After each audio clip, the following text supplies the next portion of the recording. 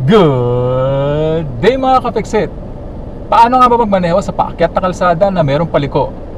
Yan ang ibabahagi ko sa iyo ngayon in this episode of Fix It Dennis.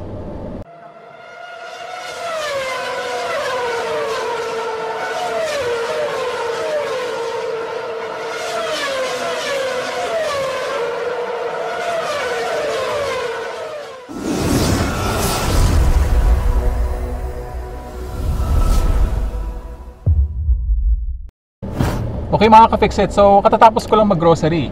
So kanina ipinakita ko sa inyo sa nakaraang video kung paano umatras sa paakyat na kalsada na mayroong paliko. So ngayon naman, natapos na ako mag-grocery, lalabas ulit tayo dito sa kalsada. Galing ako dito sa grocery. Then itong kalsada na lalabasan ko, paakyat ito, so uphill ito, pag ganon. So magagaling tayo dito sa pagkakaparada, then lalabas tayo sa uphill, paakyat, at liliko tayo pa kanan. So gusto ko ibahagi itong video na to sa inyo para yung mga makakaranas ng ganitong klase ng senaryo, alam nyo na yung gagawin. Okay? So palampasin muna natin itong lalabas na sasakyan. Paunahin natin para ma-layout ko sa inyo ng maayos at tama yung kung paano gagawin sa mga ganitong senaryo, no? So ibinahagi ko na sa inyo dati sa nakaraang video yung uphill starts in a manual car. So applicable din yun dito.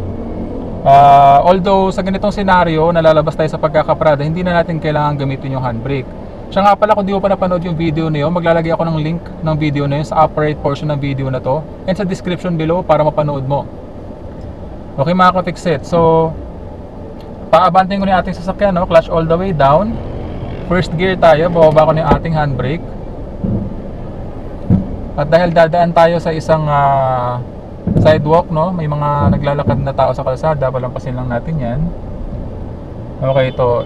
Nasa ano na tayo, no? Nasa sidewalk na tayo, ready na tayo lumabas dito sa paakyat na kalsada. So marami lang sasakyan. So nakababa na yung ating handbrake, no? First gear tayo.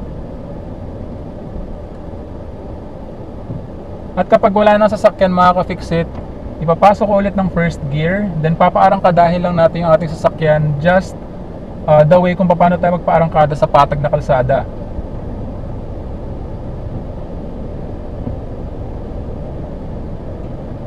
So 1,500 RPM na gas, and nilalagay natin sa clutch biting point yung ating clutch para umarangkada yung sasakyan. Okay? Huwag natin kalimutang mag signal pakaliwa. Clutch all the way down, first gear. Dahil pababa, nagro-roll down na yung ating sasakyan, ano? So medyo tricky lang yung paglabas dito kasi maraming sasakyan. Clutch all the way down, first gear, 1,500 RPM, then clutch to the biting point. At dahil may paparating, kailangan natin huminto.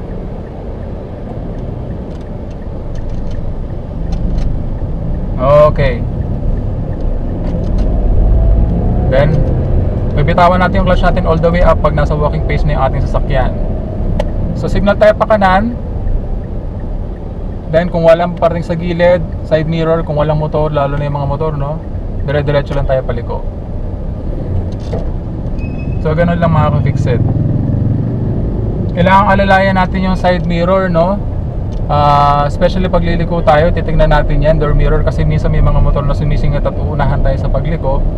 So para malaman natin kung mayroong ganun na paparating na motor, kailangan tutok tayo sa side mirror and sa rear view mirror. Kung mapapansin nyo kanina, paglabas ko dun sa parking area at lumabas ako dun sa uphill, huminto pa ulit tayo pagbaba natin kasi yung jeep na paparating, bumuelo na siya. So meron kasi mga ganong driver, no? Kapag ka nasa uphill na sila at nakabuelo na sila, usually dediretso yan, hindi na yan hihinto, no? Kasi hindi ko alam kung yung iba tinatamad kasi na magtimpla ulit after na huminto sila, or yung iba kasi natatakot lang din na mapahinto sa uphill, no? Kasi baka sila yung mamatayan. So anyway, yung ganong klase ng senaryo, kailangan mo huminto kasi kita ko naman na mabilis yung dating ng jeep at dediretso talaga siya. So pinagbigyan natin na huminto tayo kaysa makapag-cause pa tayo ng aksidente. So sa ganung senaryo naman na liliko tayo pa kanan, so nag-signal tayo pa kanan, no? A few meters before tayo lumiko ng kanan. So sa ganung senaryo, pwede ka rin ulit huminto kung halimbawa kailangan mo huminto dahil merong obstruction sa gilid or meron paparating na motor. So ang gagawin mo sa ganung senaryo, pag huminto ka, kung beginner ka pa lamang, pwede kang mag handbrake start. Pero as a advanced level at kung na-practice mo na, pwede mong gamitin yung ninja moves kung tawagin na ginagawa ko at dinemo ko na sa mga nakaraang video ko, no? Yun yung from brake pedal kagaya na ginagawa ko ngayon. Ayan, no? From brake pedal, bigla tayong magbibigay ng gas and isasabay natin yung biting point ng ating clutch para umarangkada yung sasakyan. Medyo tricky lang yung sa uphill, no? Kasi pag hinto mo, may chance na mag-roll down yung iyong sasakyan or umatras ng kusa. Kasi nga yung momentum ng sasakyan tsaka yung gravity pull, no? Pero as long as alam mo kung ano yung gagawin para hindi umatras yung iyong sasakyan, hindi ka dapat kabahan. So sa mga ganong senaryo, presence of mind and dapat kalmado ka para magawa mo ng tama yung iyong mga gagawin. Huwag kang matataranta. At saka huwag mong iisipin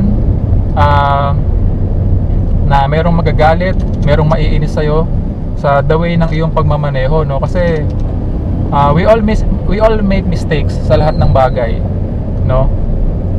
Hayaan mo sila kung ano yung iisipin nila at sasabihin nila sa'yo. Basta ang importante, presence of mind, kalmado ka at magawa mo ng tama yung iyong mga gagawin. Okay? So nga pala mga ka-fixit, kapag ka ganon na nagda-drive kayo sa uphill, you need to increase the RPM, no? Kung nagpapaarangkada ka sa patag na kalsada at about 1,500 RPM, kapag ka mga ganong uphill, depende sa kung gaano ka stiff yung incline ng uphill, dapat magdagdag ka ng RPM. Kailangan kasi ng additional na power, no, ng makina para kailangan kasi ng additional power mula sa makina ng ating transmission para mapaarangkada yung ating sasakyan sa mga ganong klase na senaryo. So yung 2,000 to 2,500 RPM, yung sapat na yun para sa mga ganong klase ng uphill yung dinaanan natin kanina. Pero so kung mapapansin mo kanina, nung dumaan tayo doon, yung 2,000 RPM lang is sapat na para sa ganong klase ng senaryo. Importante na i-hold mo sa clutch biting point yung iyong clutch for about 3 to 5 seconds, no? Or hanggang makapunta sa walking pace yung takbo ng iyong sasakyan for about 10 to 15 kilometers per hour. Then pwede mo nang bitawan yung iyong clutch all the way up. So hindi ka na mamamatayan ng makina sa ganong klase ng or scenario or sa ganong speed ng iyong sasakyan. Okay? So sa mga ganong scenario naman, kung halimbawa mamatayan ka ng makina, ganun lang, pumreno ka lang din, no? Brake pedal lang, then do an uphill start ulit, no? Start from starting your vehicle again, putting it in first gear, then clutch to the biting point, then gas para umarangkada ka ulit, or pwede ka rin gumamit ng handbrake. Iti-demo ko yan on another video, no? Gagawa natin ng video yan, yung uphill starts, kung paano gagawin kapag ka namatayan ka ng makina sa mga ganong paakyat at pababang kalsada. So on a separate video yun, mga ka-fixit. Okay? So mayroon kasing mga subscriber natin na nagre-request ng mga ganong video, yung paano daw yung uphill tapos bigla kang liliko, no?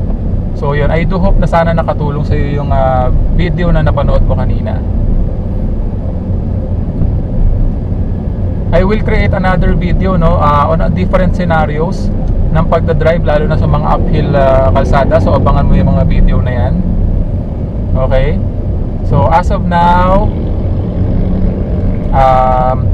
kung ano lang yung mga scenario and mga kalsada na available pa lang sa akin sa access ko sa mga panahon na ito, yung pa lamang yung ginagawa natin ng video. Pero as time goes by, pagka nagkaroon tayo ng pagkakataon, gagawa natin ng video yung mga mas mahihirap na scenario na pwede nating ma-encounter as a driver.